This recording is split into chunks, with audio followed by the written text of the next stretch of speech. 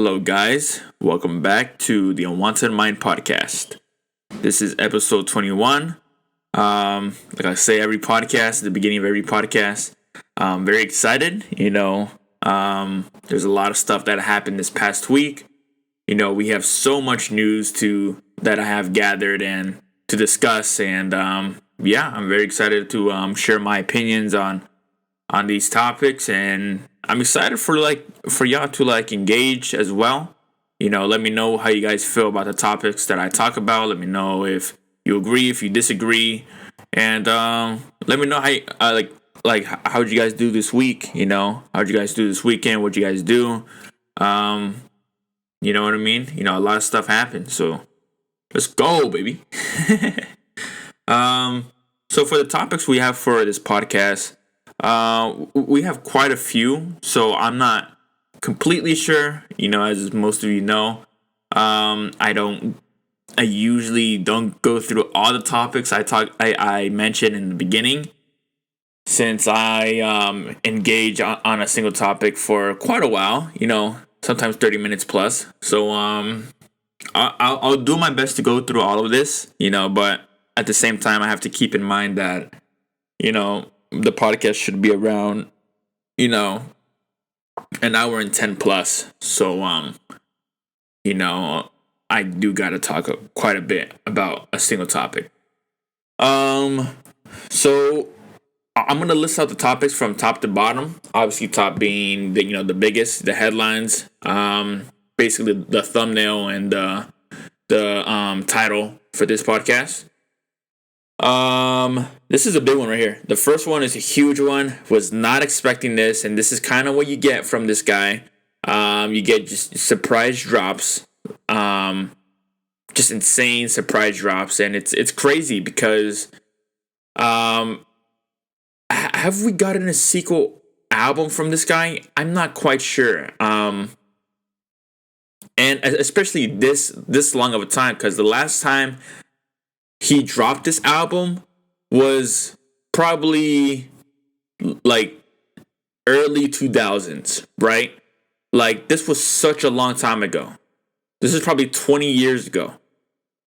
And he's now dropping a sequel to this album, and this is debatably his best album.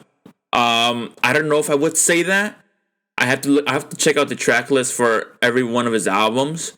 But I checked out the track list for that first album, and dude, it's literally all classics. They're all bangers. They're all songs that we know of him today. And I'm not gonna say the sequel is gonna top that first album, because as a lot of you guys know, the sequel never really tops the first. But there's high expectations, and the way this guy works, and I know you guys are like, who are you talking about? If you don't know who I'm talking about, the way this guy works, he works at a high caliber. You know what I mean? So you best believe whatever shit he puts out, it's going to be highly highly taken, just highly, just incredible feedback, and I know a lot of people tend to hate on this guy. Why? Because they say he fell off, he's too old to be rapping, he's too old to be doing this shit, and, on one perspective, I understand, right? I get it, because, a lot of people don't want to hear the quote-unquote old heads, talking anymore. They want to hear the youth and shit.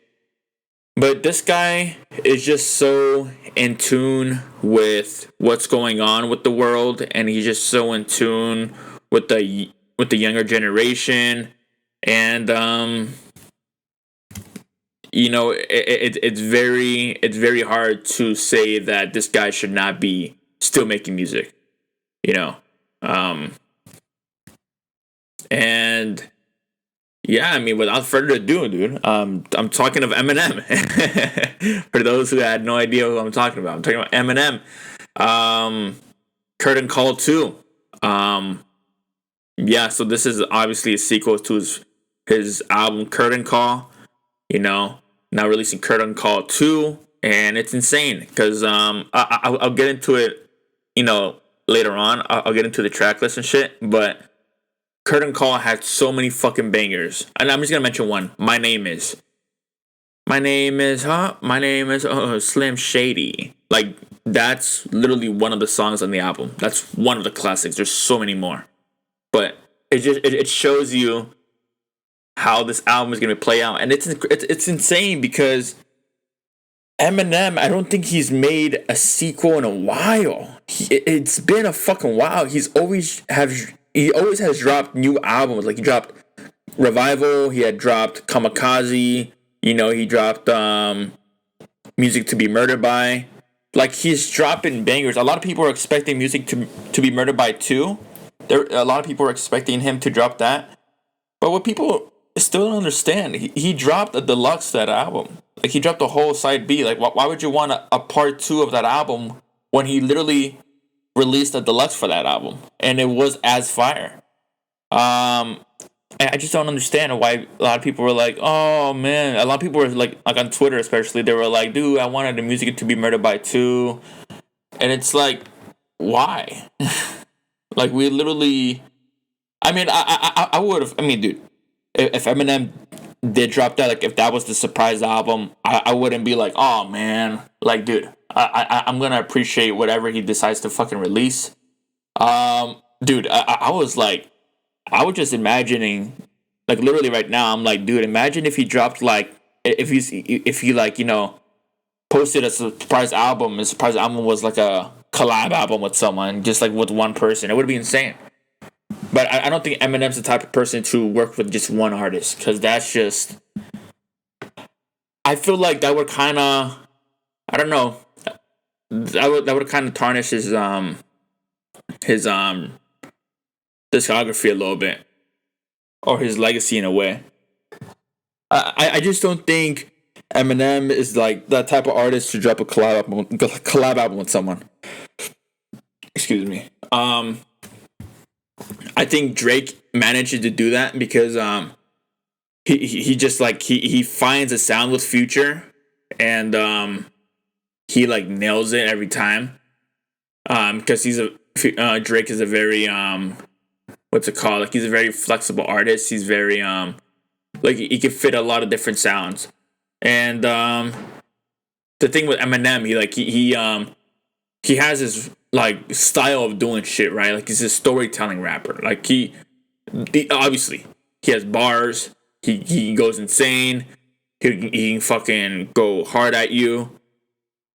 But Drake's more of like, I can sing, I can do the melodies, I can, like, you know, rap, you know, so I feel like that's why it fits better from. Curtain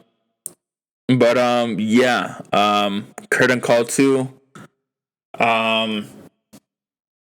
So obviously, this is not an album review because the album is set to release next month, I believe August 6th.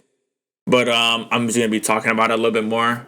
Another topic we have for this podcast is the Emmy nominees. There was a lot of what's called, like, all the Emmy nominees were released today. Today being Tuesday, July 12th. And this is going up on Wednesday, July 13th. So the Emmys are happening. There's a lot of nominees, a lot of and I'm also gonna be talking about the snubs. You know, a lot of people were like, "Oh, this person should have got nominated and stuff." So I'm also gonna be talking about some of the snubs that people were hoping to be nominated. You know what I mean? Because obviously it's hard to, you know, get into like it's hard to, like, pick and choose who should be the nominees, because there's always gonna be someone left out that is good, but obviously not as good as the nominated, and then people are gonna complain and be like, no, this is way better. So I want to get into that as well, you know. Another big topic, we have Dwayne "The Rock" Johnson set to be a surprise host on Shark Tank. That's pretty cool. For those who don't know what Shark Tank is, it's it's basically a show where like business owners come pitch an idea to the sharks being billionaires who have the leverage, who has the resources to help I guess you can say smaller businesses, even though some of the businesses pitching at them are probably making $1 million a year already. Some of them are or at least a couple $100,000, you know what I mean?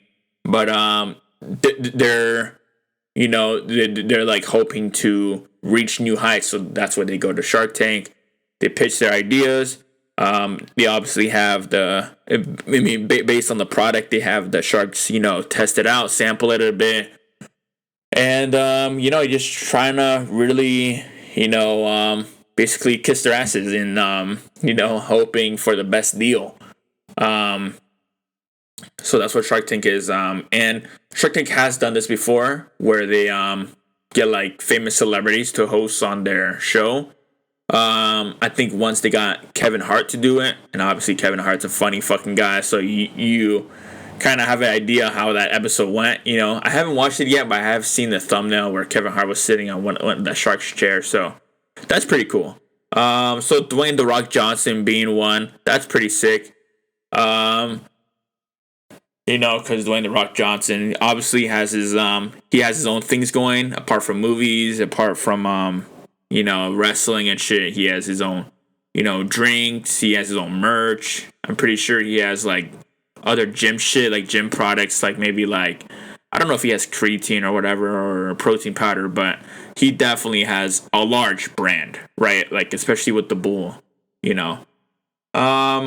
also have Mike Teller. Mike Teller from Top Gun. He's in a lot of different movies. I think he played what's it called? I think he played what's his name? Is it Michael Reed? I don't know if it's Michael Reed or Reed Richardson. But he played the guy from the Fantastic Four. He played Mr. Elastic, I believe that's his name. I don't know. Or Mr. Fantastic. Yeah, he played Mr. Fantastic in the Fantastic Four. And he's been in a lot of different movies. He's a big actor. So yeah, Mike Teller says he's down to do another Top Gun movie if only Tom Cruise is in it. And Top Gun, Top Gun Maverick just released this year. And I'm pretty sure, I talked about it twice, on a set of different podcasts. Still my top 5 best movies of this year. It's a great movie, and it's such a laid back movie. You're just you're just so in tune with the story. The character development in that movie is just so fantastic, and it's not overdone. The movie isn't too long, and you're just fully engaged at everything, and you kind of grow a love for these characters, and that's why I have it at my top 5. I think I'm gonna say this in the beginning of every podcast because I think I've been doing it subconsciously for a while, and I think I'm just gonna do that right now. So I think that's my movie list of top 5 movies of this year. So at number 1, obviously I have The Batman being the best movie of this year. Then I have The Multiverse of Madness. I've also watched Thor. So I didn't have that as a topic on this podcast, so I'm gonna put Thor. Okay, so yeah, number 2, Multiverse of Madness. Number 3, I'd probably have to say Top Gun. Yeah, Top Gun is number 3 for me. Top 3. Number 4, I probably have to go with Buzz Lightyear. Because that movie is just so dope. You know what I mean? I really like that movie. And number 5, probably, I don't know, maybe Uncharted. I really liked Uncharted with Tom Holland and Michael Wahlberg. It's either Uncharted or the Minions. Not playing, not the Minions. No, it's probably Uncharted. I have to go back and see the movies that I watched. I've watched a lot of movies, but yeah, man. I don't know if you guys are surprised, but I don't have Thor at top 5, and I'll get into that later on. But I didn't see it as a bad movie, but I don't even know if it's in my top. It's my top 10, but I think it's ranked at number 10.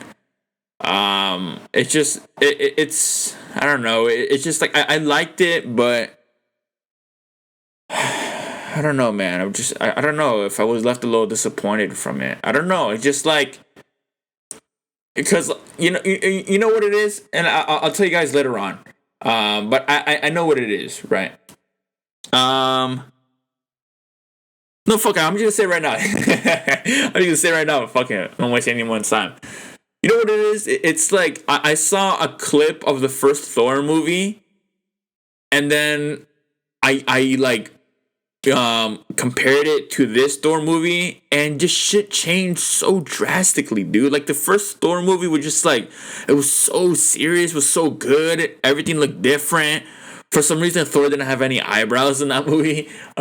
Looking back at it, but that's not like a flaw. It doesn't make it a bad movie, but like it had like the seriousness to it. The characters were like, I don't know, it's something about that movie that's just like it was just so action packed. It was just like the characters, development shit, just the way that the roles were played. It was just like it was so good. And obviously there's gonna be spoilers in this podcast for the Thor movie, just putting it out there.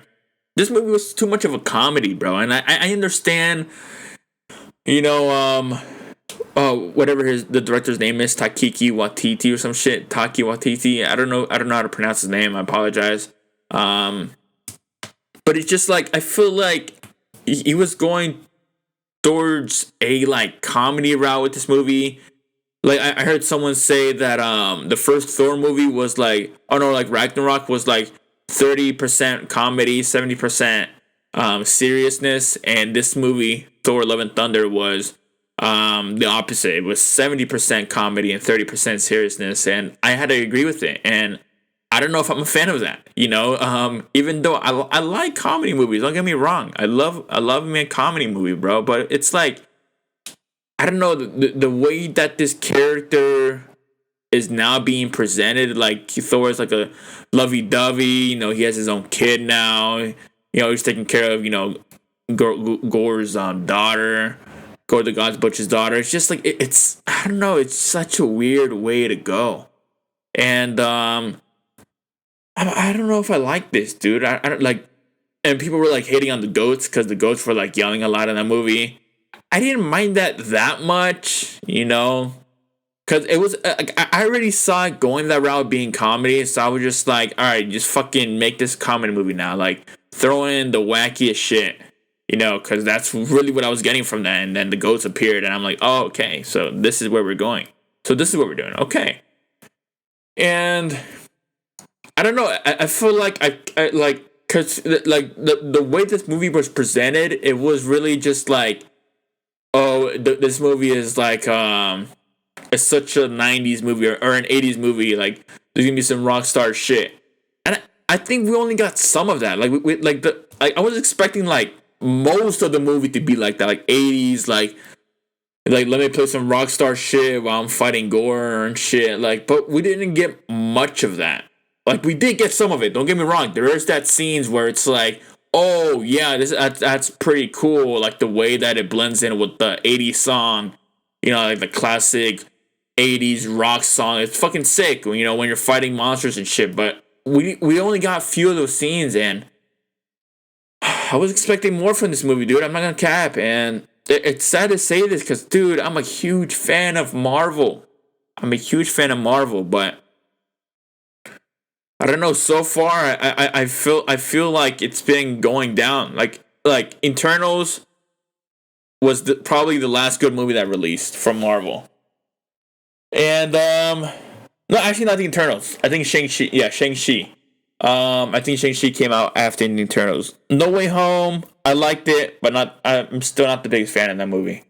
I'm just not. And I know a lot of people are gonna bash me for saying that, but it is what it is. And this is not the first time I've said this publicly. I've said it a lot privately among friends and family, but this is not the first time I've said it publicly either. You know what I mean? Spider-Man No Way Home was a disappointment, and it is what it is. I feel like a role, and before I completely bashed on that movie. I think a big role on that was that I was watching like videos for it every single day of like character that were gonna be in it. I was watching YouTube channels like New Rockstars, Comic Book Cast 2, Everything Always. I was watching a lot of those channels, and they're basically like hinting at these characters were going to be in this movie, that the movie's going to be this way. Some leaks were going to be on this, and then I watched the movie, and I already expected Tom Holland. I mean, I already expected Toby to be in it. I already expected Andrew to be in it. So maybe that's what kind of ruined it a bit. But you kind of expected that either way. Like, you see in the trailer, and you see the villains from the old movies. Like, you kind of expected the Spider-Mans to come back, right? I was expecting to see more. If we saw like Miles Morales in the movie, or like you know the scene where the sky was opening like purple and shit, and you saw those characters. I feel like if the sky opened up even more and those characters started coming out, it would be insane. And this would be perfect, because that's a great way to end. Then it would transition to the Multiverse of Madness, and the Multiverse of Madness will kind of take place from that last scene, and it would be, its own movie, but it's morally targeted at Doctor Strange, trying to stop the Multiverse of Madness, and like, I feel like if they went that route, it would have been sick, but I understand that they wanted Tom Holland to forget about, MJ and everyone else, and a big reason being was I just saw it right now. It's a rumor, but I think the reason why they did that, the reason why Tom Holland, the reason why or MJ doesn't know who what's his name in the movie? Oh, his name is Peter Parker. What am I talking about? But the reason why MJ doesn't remember Tom Holland Spider-Man in the movie, and that doesn't remember Tom Holland Spider-Man either, is because they're trying to get Tom Holland Spider-Man fit in X-Men now, because they want to introduce X-Men. By them doing that, they want to I forgot that character's names. I can pull up the photo real quick, because I was looking into this. I believe if it wasn't yesterday, it was like a few days ago. Yeah, yesterday at night. I'm just gonna read the description here. So Tom Spider-Man will meet the red-haired mutant Firestar in the next trilogy. She'll become a love interest and introduce Parker to the world of the X-Men. So I think that's why they did that. So Firestar is a mutant, obviously from the X-Men, and they're gonna meet up somehow, and this is gonna be Tom Holland's new MJ, and they're gonna find a love interest. They're gonna like each other now, and then she's gonna introduce him to her quote unquote friends, and I think her friends being the X-Men, and they're also gonna have powers. So that's gonna be pretty sick. Also, I just had to pause right now. I apologize if you heard some ringing. I had to answer a phone call real quick. But so yeah, and I know I'm going off topic. Like, I don't know why I'm talking about it now, but it's just like on my mind, and it's just like on this podcast, I kind of want to just go with the flow and not feel like, oh, I have to follow this. Like, obviously there's topics I want to talk about, but I also want to just like talk about shit that goes on my mind. If that's okay with y'all. You know what I mean? But yeah, dude, it'll be sick. Wait,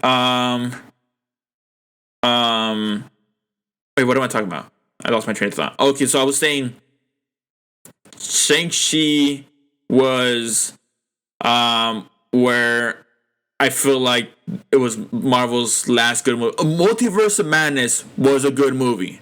I give it maybe a 7.5 out of 10. It was a good movie.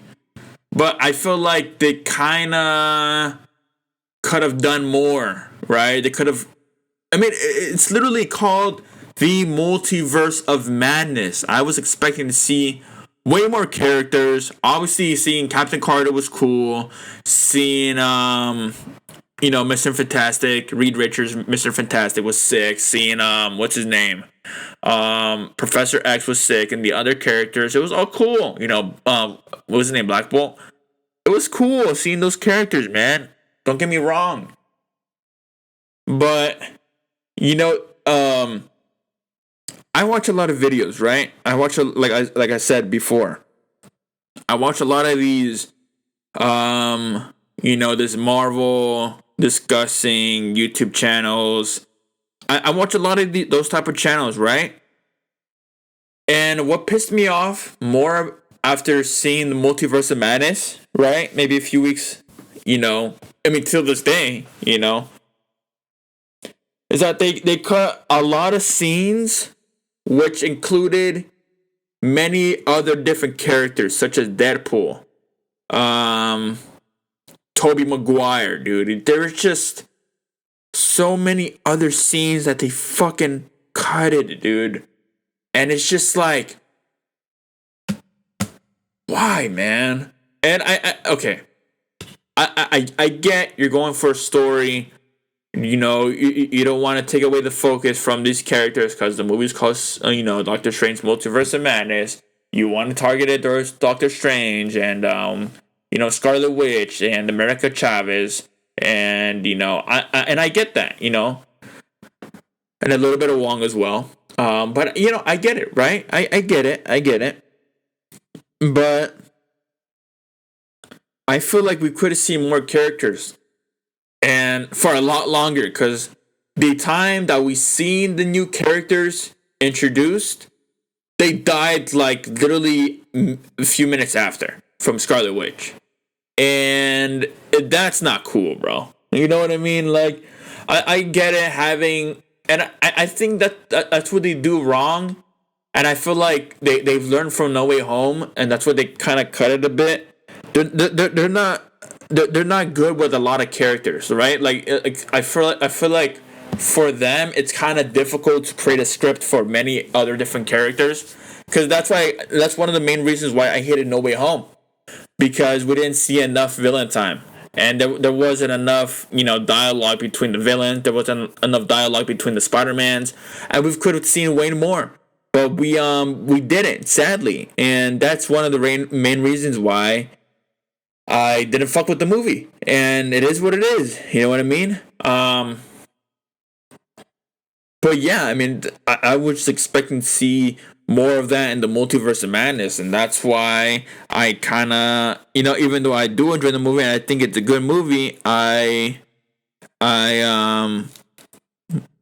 not the happiest with it, because I was just expecting to see way more. But what I can say is that when it comes to the Marvel movies, like, and I'm like I said, the last good Marvel movie was Shang-Chi or the Eternals, whatever. That's not true, right? Like, the thing is, they're decent movies. Like, the new movies that Marvel is releasing are decent. Thor Ragnarok was decent. Multiverse of Madness was, I would say a little above decent. A little above decent. No Way Home was decent. Shang-Chi was pretty good. I would have to give that one a little higher. Like, that one's pretty good. Shang-Chi was a pretty cool movie. And I'm a little biased because, I'm like from close to like San Francisco. So seeing San Francisco, in the movie was pretty sick. And just apart from that, just seeing, I forgot the actor's name, but the guy who plays Shang-Chi, he plays an amazing Shang-Chi. The rest of the actors in the movie was pretty cool. And I really liked the entirety of the movie. And the Eternals it was really great. It was great. The Eternals it just had so much. The characters were just so amazing. The actors and actresses, picked for those roles were just great picks. Like I've never fucking thought of Salma Hayek being um like in a Marvel movie, because I feel like the only movies I've seen her in, or shows I've seen her in, was like she played like a comedy role, like in Grown Ups she played a comedy role, or she was playing like a sexy role, right? Um, but seeing her play like a serious role like that in a Marvel movie was just very cool. Um, Dude, I'm listing the topics and I'm talking about this shit like this. Okay, so no, like I said, I like to go off topic, but I think we're good on the Marvel shit. And the last topic, I'm like 30 minutes in already, and I'm still listing out the topics. The last topic, we have R. Kelly engaged with his accuser, Joycelyn Savage. Like, what kind of fucking world is this, bro? Where the accuser literally accusing R. Kelly of being like a fucking psychopath, saying that he sexually abused her and shit, and sexually abused many other women. She's literally engaged with them now, and I don't know how this make any fucking sense. Because isn't R. Kelly in jail? Like, who gave his contact? Who gave him his contact information? Like, or does she do like police visit? Like, that's such a weird like situation, right? Like, the guy's literally in jail because of her, and like I think she like visits him and shit, and they like talk. Like, that's such a weird like interaction. It's like, bitch, I'm literally in jail because of you, and like you're visiting me, and you're talking to me. And not only are you talking to me, but we're getting so along that we're literally getting engaged now. Like, that's such a weird fucking dude. I don't even know what to call that. It's such a weird relationship, dude. Like, that's like worse than a long-term relationship. That's like, dude, I think they're both fucked up in the head a bit, and that's why this shit works out. Cause I don't think any sane person could fucking pull this off. Cause that's just, bro, like, you're literally getting nothing from this, right? Like for her, right? Cause he's literally in jail. He has like no control over his money. He can't give you pipe because he's literally in jail. Um, Maybe he sings for her, like through the fucking shitty ass mic that they have at the jails and shit. Maybe that's what it is. Maybe that's what got her going. But dude, there's literally like there's nothing there. Like, there's nothing to be gained from that, other than like you're gonna be reported on the news. People are gonna know your name, I guess. Is that why she did it? I have no idea, but again, I would not be surprised, Yeah, I mean, it just like maybe she has a book coming out and that's why she did that. I don't know, dude. But that's just it was a funny story. So, excuse me. A funny story that happened this week, so I wanted to report that. But yeah, let's get right into it, shall we? Eminem Curtain Call 2. God damn, man. He really just announced a sequel to Curtain Call, bro. On Monday night, legendary rapper Eminem announced he is dropping his second greatest hits album, Curtain Call 2, on August 5th. The album is set to include hits from 2009's Relapse and forward, including his recently released collaboration with Snoop Dogg on From the D2 on the LBC. So Relapse and forward. Okay, so So the thing is, with Curtain Call, the first Curtain Call, it's literally a hit compilation, and that's how I'm going to describe Curtain Call. Eminem's Curtain Call album is literally Eminem hits compilation. That's literally what it is. Like, the entire album is a classic. Every song on there is a classic. And it's just like, he's really saying that his new album, Curtain Call 2, is going to be all classics. That's what he's saying. And that's what he's trying to prove. He's like, dude, I could still make fucking classics. This is why he has not addressed the game yet. You don't think the shit that the game said about Eminem doesn't bug him? You don't think the shit doesn't bug him? Of course it bugs him.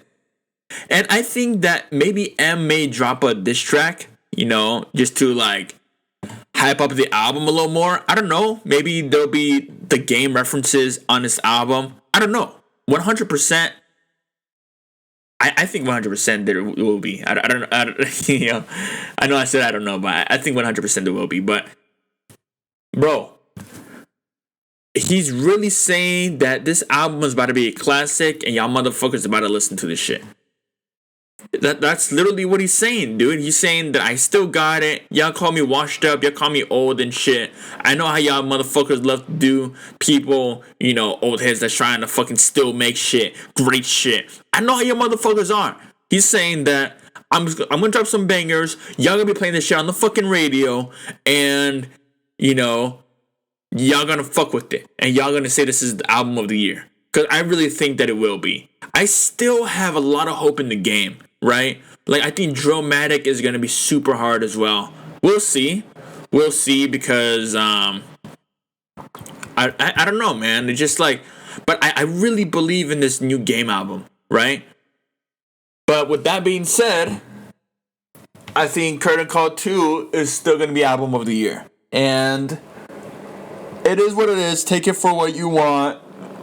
Be like, oh, bro, Kendrick Lamar still has best album of the year, which I really can't. I really can't fully disagree with that.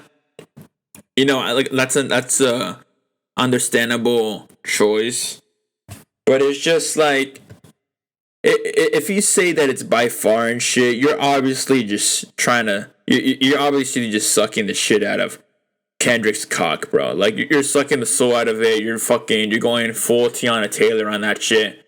Why did I say Tiana Taylor? I mean, oh my god, dude. This might fucking bite me back later on in my future. Why did I say that? Not Tiana Taylor. Tiana Trump. Yeah, I'm fucking going full Tiana Trump on Kendrick's cock, dude. If you're saying that he has the best album by far, even when M dropping. Not Tiana Taylor, dude. I love Tiana Taylor's music. She goes crazy. I love all she's doing, directing and shit, bro. She is a great example for, not just for women, right? But for everyone. For men, women, fucking kids, adults. She's setting a great example for, black women and women in general, and it's just it's amazing seeing that. So I apologize for using her name in a derogatory way, because that's not what I meant. I knew that her first name was Tiana, so I kind of got caught up with that, but I meant Tiana Trump. It's a bad joke, so I should have just stopped. But apart from that, right? So I'm gonna list out. I keep saying that Curtain Call is there's bangers on every song. It's banger after banger after banger. It's a classic. But I know some of y'all are like thinking like, yeah, but what songs are in this? You just said My Name Is. Okay, so let me do y'all a favor right now, and let me list out every song that's on this fucking album. Right? There's how many songs are there? There's 24, 25. There's 24 songs in this album, okay? So, I'm saying they're all bangers, so tell me if I'm wrong, right? Dude, this album is literally called Curtain Call, The Hits. Like, before Eminem even released this album, he knew that every song on this album are fucking hits. And he's like, let me just call it The Hits, because they're all fucking hits. Let me just call it The Hits, because I know every song in this fucking album are hits. So yeah, let me list out every song right now. I'm just pulling that up real quick. Okay, so the first song on this album, the intro, Curtain Call. Okay, intro. We're not gonna go crazy over that. It's just an intro, right? Next song is Fact. And I know a lot of people have their opinions about it. You know, it's they may say it's a cringy song. You know, they may say it's, you know, it's like it's so fucking funny. I mean, I'm looking at the lyrics right now, and the lyrics are fucking crazy. I'm gonna fucking come, fact. I'm gonna come. You know, he kind of sounds like what's his name from South Park. He kind of sounds like that. I'll give it to you, but you know, it's pretty funny. There was no one doing shit like that back then, and yeah, it's what it is. It is what it is. The third song is The Way I Am. The Way I Am, dude. What a classic song. I mean, this song is by far one of his most classic songs, you know. And I am whatever you say I am. And if I wasn't, then why would I say I am? And the paper, the news, every day I am. Radio won't even play my jam. Like, dude, this song's a fucking banger. This is the fucking second song, intro. Is that a song? Would y'all consider an intro a song? Okay, it doesn't matter, right? But The Way I Am, right? That's a fucking banger. We got a banger right there, okay? Fourth song, the song right after this, we got My Name Is. I mean, dude, do I have to say much about My Name Is? You know everything about this song is a banger. And the story is even by far better. Like Dr. Dre is saying, like, dude, this is like the first day I met Eminem. I brought him to my studio. I played him a beat. The beat being My Name Is. And M was just freestyling. And I heard M freestyling the melody. And I was just like, yo, you gotta fucking go in the fucking recording studio and record that bitch. And he was like, all right. Like, he already had the bars. He already had the melody already fucking cooked up in his mind somehow, and he just recorded that bitch. And Dr. Dre was like, holy fuck. Like, dude, you just stood here, like, I barely just met you, and you're already doing shit like this. Like, bro. Okay, so next song right after is Stan, featuring Ditto. Dude, Stan is a fucking banger, bro. You know what I mean? Like, the sample was just so amazing. Like, this song is, and he literally created a word with this song. Stan was not being used at all before. Stan was literally just a person's name, a guy's name. But 2022, it could be anyone's name, right? I'm not, you know, sending labels, whatever. But it's literally just a name.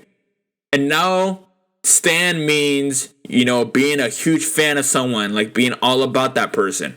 He literally created a word, like a different meaning for this word. It's insane. The next song right after is fucking Lose Yourself, dude. What in the world, bro?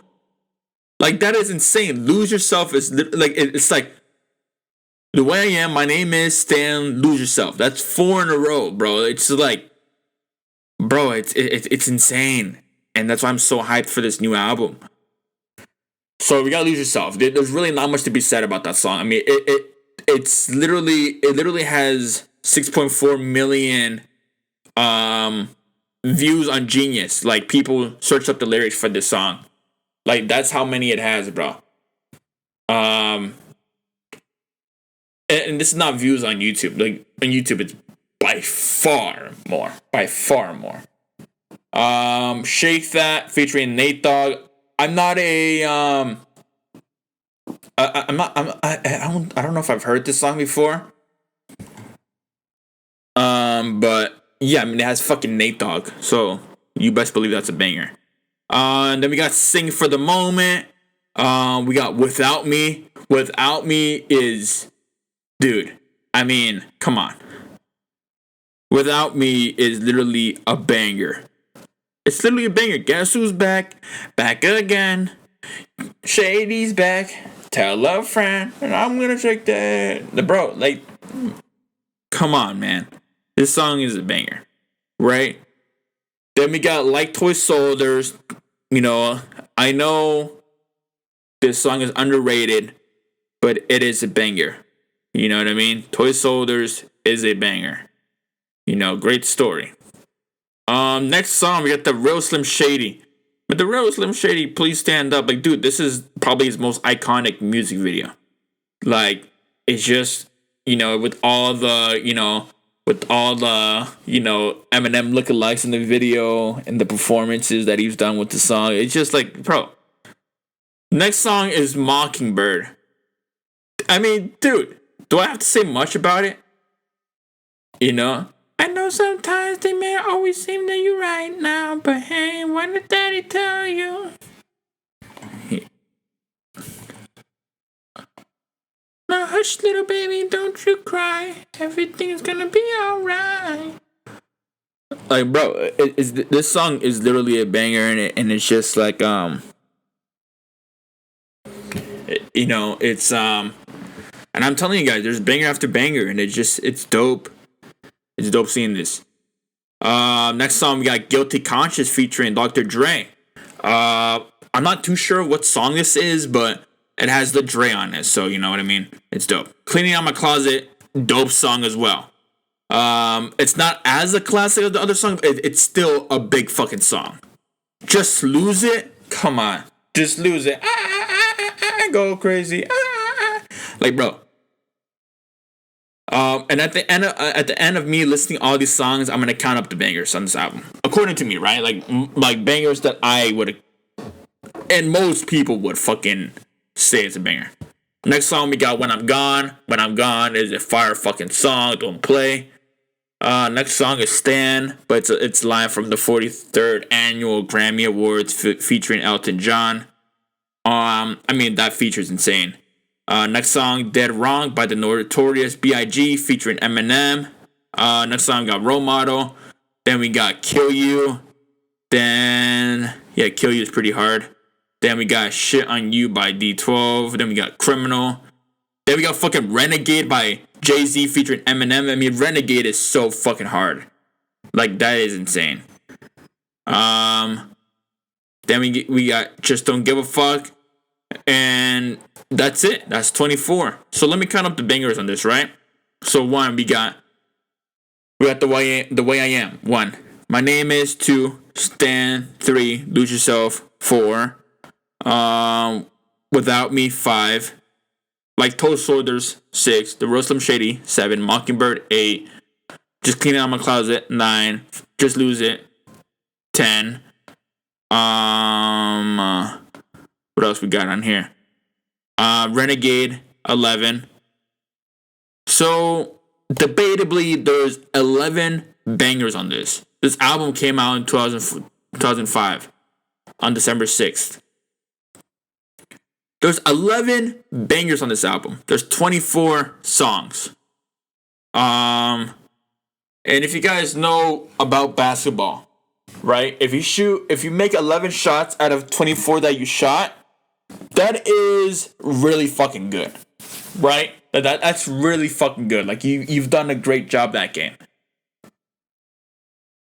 He didn't miss. He really don't miss, bro.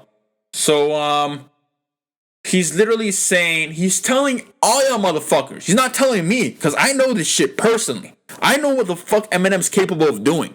Until this day. Till this fucking day. A lot of motherfuckers be like, oh, he's not the same anymore. Oh, we want the old Shady back. Like, dude. He's talking to y'all motherfuckers. I don't want to hear people putting me in position where, you're not a fan of Eminem, whatever, bro. I'm telling y'all right now, fucking click this shit, fucking send it to your fucking boyfriend, bro. I don't give a fuck, bro. I'm telling y'all right now. He's telling y'all motherfuckers that I'm still I still have the fucking capability of dropping a banger after banger. And the thing is, you gotta give it some time, motherfucker. You gotta give this shit some time, because when Curtain Call first released, I know it was not getting hyped. It wasn't like, oh my god, this is fucking, breaking sound. You're changing the game with this. I know, but the motherfuckers that paid attention, though, they knew what the fuck they just got. And they were like, oh, we eating for a while on this album. Or we're gonna eat for a while. Very, very small amount of motherfuckers, but they knew. They knew why, because they paid attention. And they didn't follow the fucking bullshit hype that was fucking being spread. And it's being spreaded more. Because now we got internet, now we got Twitter, now we got Instagram, now we got TikTok. You fucking name it. Now we got a lot of platforms, and we got a lot of people talking shit, right?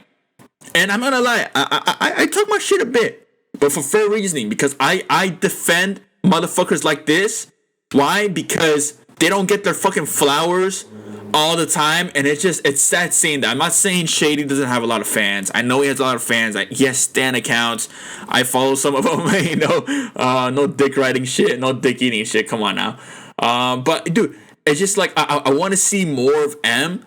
I don't want to forget about him.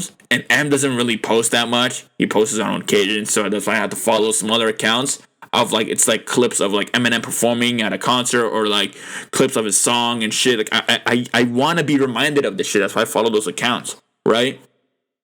So I don't fucking completely forget about the impact that they've done to the game, right? Seeing people bashing on fucking Kanye and shit, it's crazy. But excuse me. But yeah, he's reminding y'all motherfuckers that he has the potential to do shit like this, and he's gonna do it. And you guys just sit back and fucking watch, lay back, and fucking enjoy the greatness and let it sit. Cause the same shit that y'all do for the fucking Drake album, honestly, never mind being like, bro, this album is the most boringest album I've ever listened to. This is Drake's, this is where Drake falls off. This is where, he like fucking crashes down like in the stock market when he rises. This is his drop. Y'all gonna be doing the same shit for M, dude. And it's just like, I hate seeing this. And people still bash on Drake. If you don't like the album, bro, cool. Have your opinion. That's cool. But to bash on a fucking artist being like, bro, you're ass now. Like, you fucking fell off. That's literally the most dick-eating shit ever, bro. To just do that. Cause those motherfuckers being like, they'll be like, bro, you're dick eating Drake and shit. But y'all motherfuckers are dick eating the hype. Y'all are dick eating the mob. If I'm sucking off just Drake, bro, you're sucking off everyone there, because you're joining the fucking herd of motherfuckers that be saying, oh, Drake is shit. You're sucking all of them off. You guys are having a fucking orgy in the corner over there. And y'all motherfuckers are saying that, oh, Drake is ass, and you guys having your little party over there, all fucking each other in the ass over there. Y'all are doing that shit over there. At least I got one person. I got one person. At least I fuck with his music. What do they got? They don't do shit. They're getting paid minimum wage. They don't provide anything for you. You're fucking sucking them off. I don't even know what I'm on, bro. But on some real shit, right? I'm getting off topic a little bit, but like, this is gonna be a dope album, right? That's one way to put it. It's gonna be a dope album. I know I was screaming and shit, but it's gonna be a dope album. It's gonna be a dope album. Voice crack as fuck. And I'm gonna make sure to let you know how I feel about the album once it releases on August 6th. When I record a podcast, a few days after that, I'm gonna let you know how I feel about it. If I fucking come to the conclusion that the album is ass, I'll be like, dude, I'm gonna join y'all motherfuckers at the orgy, cause this album's ass. I'll fucking let y'all know, dude. The thing is, it's not just on this podcast, bro, but it's the way I am, bro.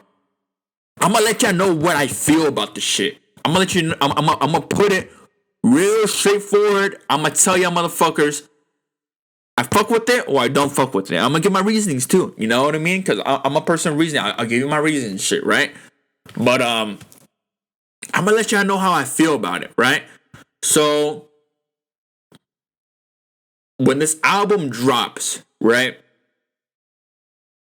And if it's a banger,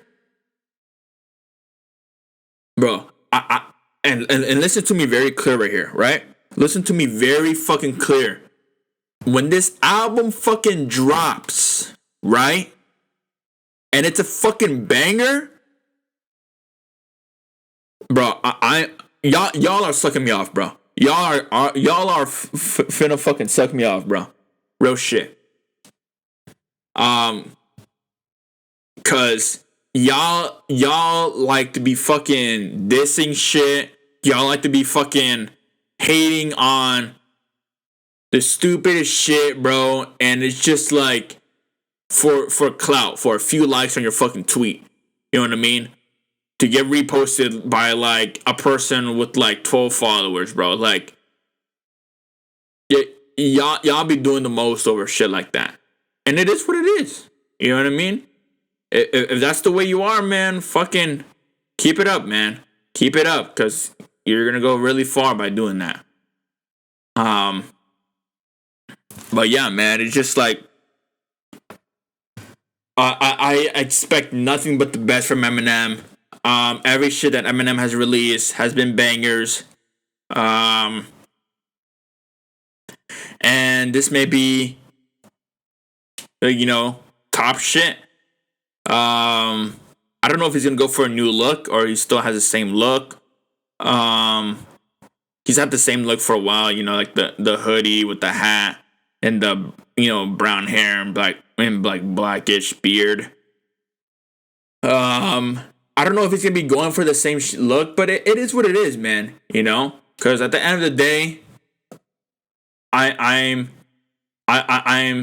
looking forward towards his music. Not really the way he looks and shit.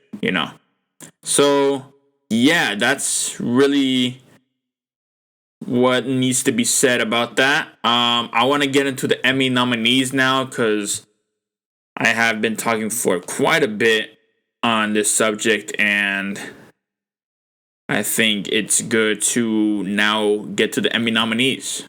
So for the Emmy nominees, right? 2022. So the reason why I'm just saying I'm not the nominees on this podcast is because that's what has been released. The Emmys hasn't started yet. So probably next podcast I'll be announcing the Emmy winners. So for this one, I'm just gonna be saying the nominees. So right now I'm currently on CNN Entertainment and I'm reading off the nominees. So for Outstanding Drama Series, we have Better Call Saul, we have Euphoria, we have Ozark, we have Severance, we have Squid Game, Stranger Things, Succession, and Yellow Jackets. That is a fucking list if I've ever seen one, dude. Should I announce my winners? Okay, I'm gonna announce my winners just because what's it called? I want to see if I'm right so I can compare from this podcast to the next podcast. Even though, man, I love Stranger Things, bro. Do not get me wrong. Season 4 is insane. Right? Euphoria, it has its audience, right? And I wouldn't say I'm targeted for that audience. But, I think on this, man, I have to go with Squid Game. Right? And you really have to hear me out on this, right? The impact Squid Game has on the culture, on society, bro, it's crazy. Because it literally created a new thing, right? We've never seen some shit like this. It literally, it's its own thing. And it's just like, it's out of the blue. If this was Stranger Things, like season 1, like Stranger Things barely came out, I'd probably say that. But Squid Game is like, dude, it's crazy. Like the whole concept for it, the shit that went into it, man. It's just like, they said like it was like 10 years in the making of like the studio sets and shit. Like, it's crazy. The characters are insane. Like, it's dope. It's a dope idea. For outstanding comedy series nominees, we have Abbott Elementary. We have Barry, Curb Your Enthusiasm, Hacks, The Marvelous Miss Maisel, Only Murderers in the Building, Ted Lasso. We'll be doing The Shadows. I haven't watched any of the shows, so I can't say any. But maybe Curb Your Enthusiasm. I'd probably say that one. Outstanding limited series. We have Dope Sick, The Dropout, Inventing Anna, Pam and Tommy, The White Lotus. I have no idea any of the shows, so I can't make a pick. For outstanding lead actor in a drama series, we have Brian Cox, Succession, Lee Jong-jae, Squid Game, Bob Odenkirk, Better Call Saul, Adam Scott, Severance, Jamie Strong, Succession, and based on my responses for the last one, I have to go with Lee Jong-jae, Squid Game. For outstanding lead actress in a drama series, okay, this is a biggie right here. We have Jodie Comer, Killing Eve, Laura Linney, Ozark, Melanie Lazinski, Yellow Jackets, Sandra Oh, Killing Eve, Reese Witherspoon, The Morning Show, Zendaya, Euphoria. Since I fucking love this girl with all my heart, bro, and I get with her in a fucking heartbeat. We got Zendaya, Euphoria. I pick her to win. She didn't win. I know it said we got Zendaya, Euphoria. These are just nominees, but I think that's my prediction right there. For outstanding supporting actor in a drama series, we have Nicholas Braun, Succession, Billy Crudup, The Morning Show, Kiernan Culkin, Succession, Park Hae-soo, Squid Game, Matthew McFadden, Succession, John Turturro, Severance, Christopher Walken, Severance, Oh Young-soo, Squid Game. Probably one of the Squid Game ones. I don't know these names and how they look, so I can't say who they are. Probably one of the Squid Game ones, though. Outstanding supporting actress in a drama series. We have Patricia Arquette, Severance, Julia Garner, Ozark, Chung Ho-yeon, Squid Game, Christina Ricci, Yellow Jackets, Rhea Seehorn, Better Call Saul, J. Smith Cameron, Succession, Sarah Snook, Succession, Sydney Sweeney, Euphoria. I probably have to go with Jung Ho-yeon, Squid Game. She's such a baddie, and I loved her in the show. Outstanding lead actor in a comedy series, we have Donald Glover, Atlanta, Bill Hader, Barry, Nicholas Hoult, The Great, Steve Martin, Only Murderers in the Building, Martin Short, Only Murderers in the Building, Jason Sudeikis, Ted Lasso. I'd probably have to say Donald Glover at Atlanta, honestly, because I just love that show, and I love Donald Glover. Outstanding lead actress in a comedy series, we have Rachel Brosnahan, The Marvelous Miss Maisel, Quinta Brunson, Abbott Elementary, Kaylee Kuko, The Flight Attendant, Ellie Fanning, The Great, Issa Rae, Insecure, Jean Smart, Hacks. I don't know any of these, so I can't say. Outstanding supporting actor in a comedy series, we have Anthony Carrigan, Barry, Brett Goldstein, Ted Lasso, Toheb Jamal, Ted Lasso, Nick Mohammed, Ted Lasso, Tony Sharba, Ted Lasso. I'm playing. The Marvelous Miss Maisel, Tyler James Williams, Abbott Elementary, Henry Winkler, Barry, Bowen Wang, Saturday Night Live. I don't know any of these ones again, so I can't take my pick. For outstanding supporting actress in a comedy series, we have Alex Bornstein, The Marvelous Miss Maisel, Hannah Einbinder, Hacks, Janelle James, Abbott Elementary, Katie McKinnon, Saturday Night Live, Sarah Niles, Ted Lasso, Sharon Lee Ralph, About Elementary, Juno Temple, Ted Lasso, Hannah Haddingham, Ted Lasso. Ted Lasso. I don't know any of them. Once again, outstanding lead actor in a limited series or TV movie. We have Colin Firth, The Staircase, Andrew Garfield, Under the Banner or Heaven. Oscar Isaac, Scenes from a Marriage. Michael Keaton, Dope Sick. Himesh Patel, Stanton 11. Sebastian Stan, Pam and Tommy. I haven't watched any of these, so I can't say. Outstanding lead actress in a limited series or TV movie. We have Toni Collette, The Staircase. Julia Garner, Inventing Anna. Lily James, Pam and Tommy. Sarah Paulson, Impeachment, American Crime Story. Margaret Qualley, Maid. Amanda Seyfried, The Dropout. I haven't watched any of these, so I can't say either. Outstanding supporting actor in a limited series or TV movie. We have Murray Bartlett, The White Lotus. Jake Lassey, The White Lotus. Will Poulter, Dope Sick. Seth Rogen, Pam and Tammy. Peter Sarsgaard, Dope Sick. Michael Stonberg, Dope Sick. Steve Zahn, The White Lotus. I probably have to go with Seth Rogen just because, I know who he is and he's a funny guy. So even though I haven't watched that show, I still have to go with him, right?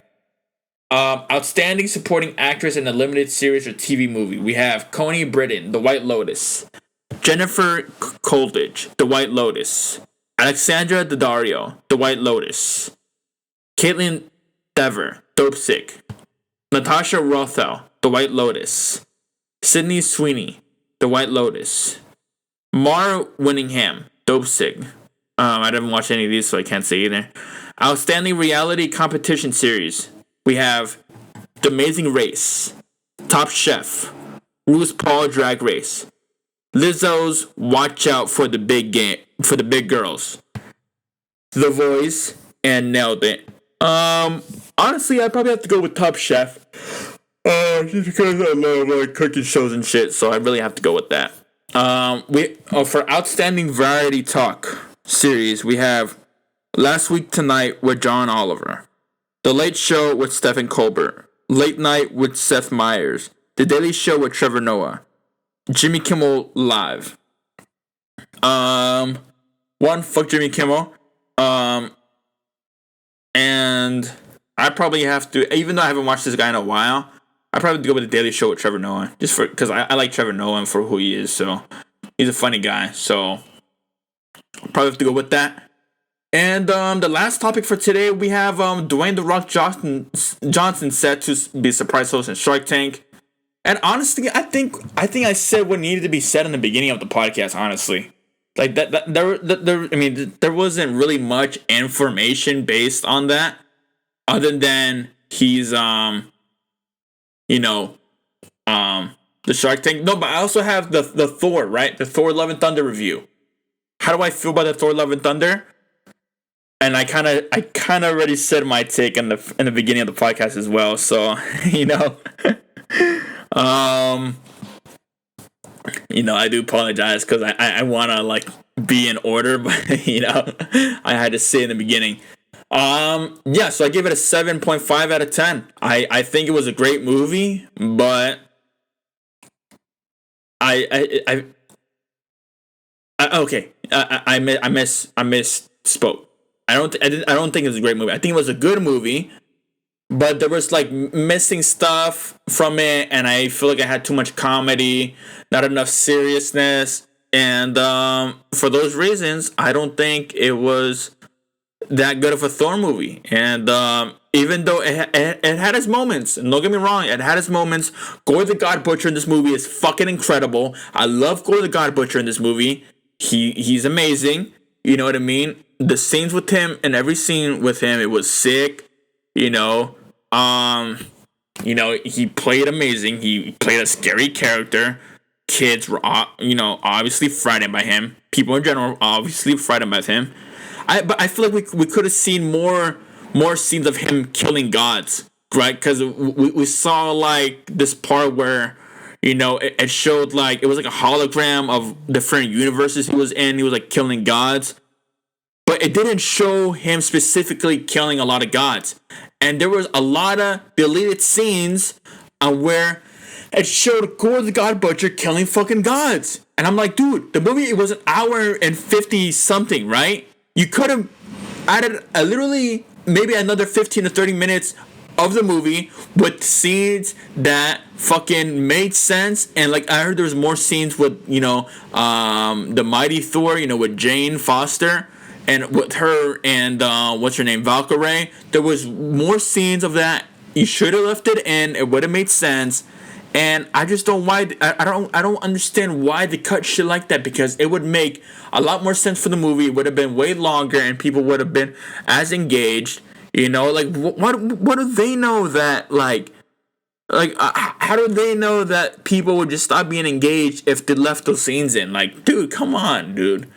They should have left way more in, and that's why I don't know. I got frustrated with this movie. I thought it was gonna be way better. That's why I got a little frustrated. But I still give it a 7 out of 10. A 7.5 out of 10. That's not a bad score. That's still above average. You know what I mean? So, I still believe that was a good rating, right? Like, that's a good rating, right? But even though I was left a little disappointed from it, and that's why I took away 2.5 points away from it, because I feel like, that was deserving, So, yeah, it had its good moments, and it also had its bad moments, And I'm not saying every movie should be perfect, but, Marvel has high expectations. So, you got to be very aware when you're making a Marvel movie, because, if it doesn't turn out the way people kind of wanted it or expected it, you're gonna get a lot of hate. And I'm not saying you guys can't deal with hate. That's fine. That's good. You can deal with hate. You can take it as constructive criticism. That's dope, right? But you also gotta listen and just not run away from shit, because people were not happy with the final running time for this movie. People were not happy about it. So, you know what I mean? You can't just be like, we're gonna do what we want, and not give a fuck, because then, it fucks up a lot of people's, like theories and shit about the movie. But I think it was a good movie, and I think that's really that's really what much needs to be said about the movie. And that pretty sums up all the topics I had listed for today. So if you guys enjoyed this podcast, let me know. I love doing these podcasts. Let me know how you guys feel about the topics that I've said. Let me know your guys' opinions.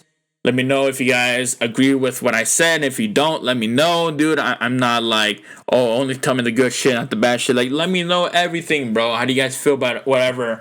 Is there shit that I have to work on? Like, let me know, man. But just be constructive. Don't be like, bro, your ass. Like, because when you call me your ass, it's like, okay, so what do I have to do? But obviously, those are just troll comments, so you can say it regardless. I'm literally doesn't affect me, and I'm not gonna respond. So, not saying like I get comments like that. I don't get comments like that. I'm just saying future reference. But yeah, if you're watching this on YouTube or on any streaming platform, I appreciate you. You're helping make this possible. You're giving me, a reason to do this podcast. You're showing me that someone listens. So it's dope seeing that. And I really appreciate it. And yeah, follow me on my social. You guys want to support me even more, for free, you can follow me on my YouTube. I post, 3 videos a week, including the podcast. You know what I mean? I post gaming videos on my YouTube. Follow me on my TikTok. I post 2 new TikToks every day. It's in my bio. I am a man of my word. I post 2 every day, and I guaranteed I'll fucking get, if I can't crack a smile, or if I can't crack a laugh out of you, I'll guarantee to get a little smile from you. and hopefully brighten up your day a little bit, because I understand that the world it's a pretty fucked up, very very fucked up place right now. So a little humor should help a bit, right? So yeah, follow me on there, and I also have pretty much 18,000 people backing up my point right there, so you can do me a favor. But yeah, man, I appreciate you guys. I love you guys. And yeah, dude, I'm excited. We're on the road to episode 30. We're just building our way up by tens. I'll see you guys in the next podcast. I love you guys. See you. Peace.